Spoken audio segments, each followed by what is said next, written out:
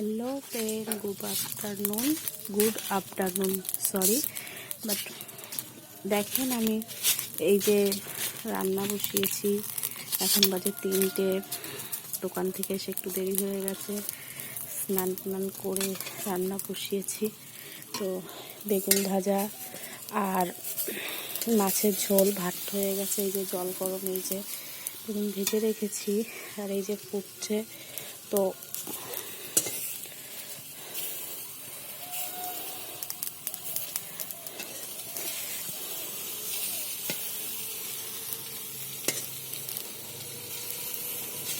একদিকে বেগুন ভাজা হচ্ছে আর একদিকে মাছের ঝোল হচ্ছে। আজকে সাদা মাটাই রান্না করেছি, যেহেতু অনেকটা দেরি হয়ে গেছে, মশলা টসলা করতে পারিনি। আলু দিয়ে ঝোল করেছি আর পাতায় রান্না করছি, কারণ গ্যাসে একটু গ্যাসও সেফটি করছি কিছুটা, বলতে পারেন যে এখন গ্যাসের তো অনেক দাম হয়ে গেছে, তো গ্যাসটা সেফটি তো অবশ্যই হচ্ছে। আর আমাদের ওই বাড়ির অনেক পাতা রয়েছে, ওর জন্য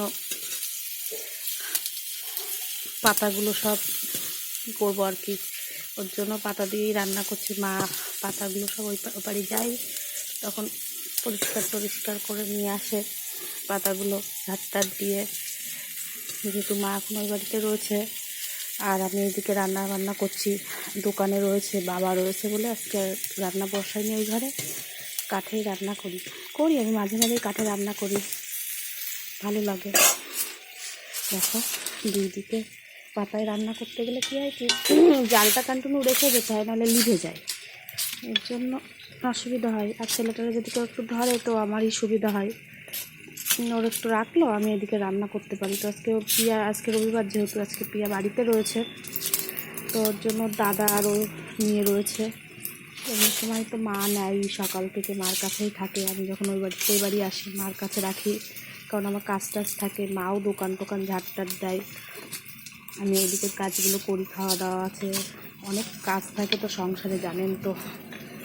তো সেই সবই। তো বেগুন ভাজাটা মনে হয়ে গেছে, যেহেতু লাল হয়ে গেছে। বেগুন ভাজাটা হয়ে গেছে, বেগুন ভাজাটা আমি লাভিয়ে দেবো। বেগুন ভাজাটা লাভিয়ে সাইডে রেখে দিলাম। আমাকে ভাতটা রান্না করে একটু চাপিয়ে রাখতে হয়, মনে পরে দিতে হয়। তো একটু মনে করে দিই, লবণটা ভাজতে হবে, যেহেতু মা লবণ ভাজা খায়। মা বলা ভুল, আমাদের সবারই প্রায় ভাজা লবণটাই খায় আর কি, খাওয়ার জন্য। ওটা একটু জাল হয়ে গেলে লবণটা বসিয়ে দেবো। তারপরে আবার এই উনুনে জল বসিয়ে দিতে হবে। মা এসে স্নান করবে, ছেলে মেয়ে সব স্নান করে সকাল থেকেই, সব গরম জলেই। আমরাও স্নান করি। তো দেখছো, কাঠের রান্না এখন সচরাচর আর দেখাই যায় না, তো কাঠে রান্না করা। তবে আবার ফিরে আসবে সেদিন, সব কাঠেই রান্না করবে। যা দাম বাড়ছে গ্যাসের দিনকে দিন, তার স্বাদও হয়। মাংস টাংস রান্না করলে না, সেই স্বাদ হয়, জানেন তো। গ্যাসের থেকে কাঠের চালের রান্নার স্বাদই আলাদা। তো একটু ফুটুক, তারপরে দুটো আলু নেব। কটা আলু নিয়ে একটু ঘেটে দেব, তাহলে কি হয় কি, তরকারিটা গাঢ় হয় আর কি। পাতা দিয়া বন্ধ করে দিয়েছি, জালটাও লেগে গেছে। লেগে যায়নি, দিয়ে এলে আবার ধরে যাবে। যে আলুটা একটু ঘেটে নিয়েছি।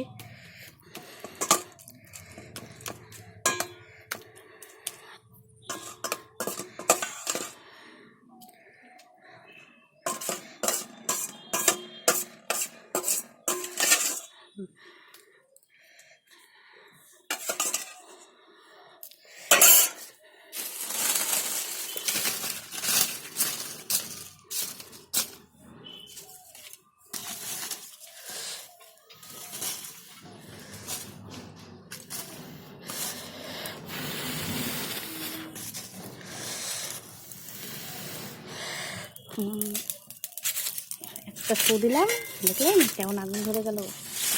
টেকনিক, একে বলে টেকনিক। আর এতক্ষণ জানেন তো আমি কী করছিলাম, যেহেতু গরম মানে তাপটা আসছিল, সেই জন্য আমি কাঠ দিয়ে রেখেছিলাম, ঠিক এইভাবে কাঠ দিয়ে রেখেছিলাম যাতে গরম তাপটা কম আসে।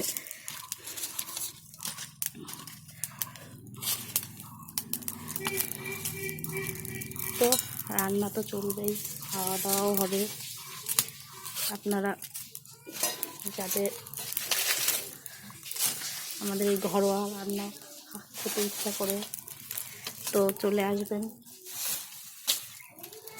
Bye bye. জালটা হয়ে গেছে, এখন নামিয়ে দেবো। ভাত তরকারি সব কমপ্লিট। এবার এগুলো গুছিয়ে ফেলি।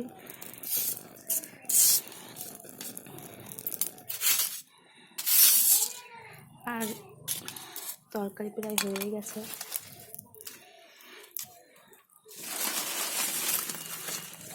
দুটো লঙ্কা ভাজবো, বেগুন ভেজেছি তো লঙ্কাটা ভাজতে মনে নেই, তো লঙ্কা ভাজবো।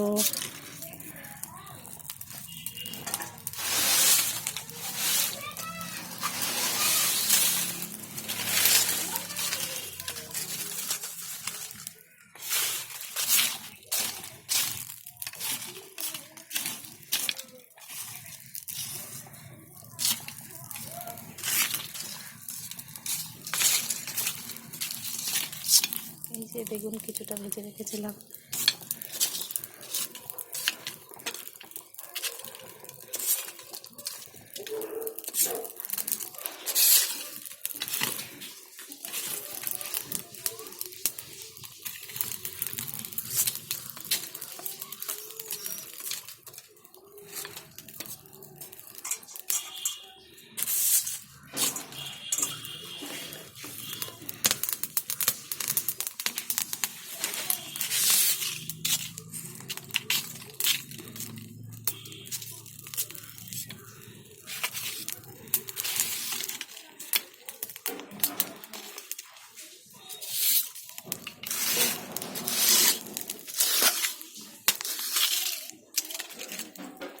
তো বাই বাই, আবার পরে দেখা হবে পরের কোনো ভিডিও নিয়ে।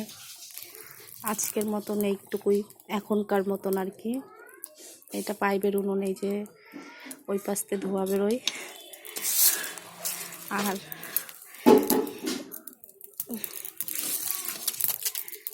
Bye bye friend.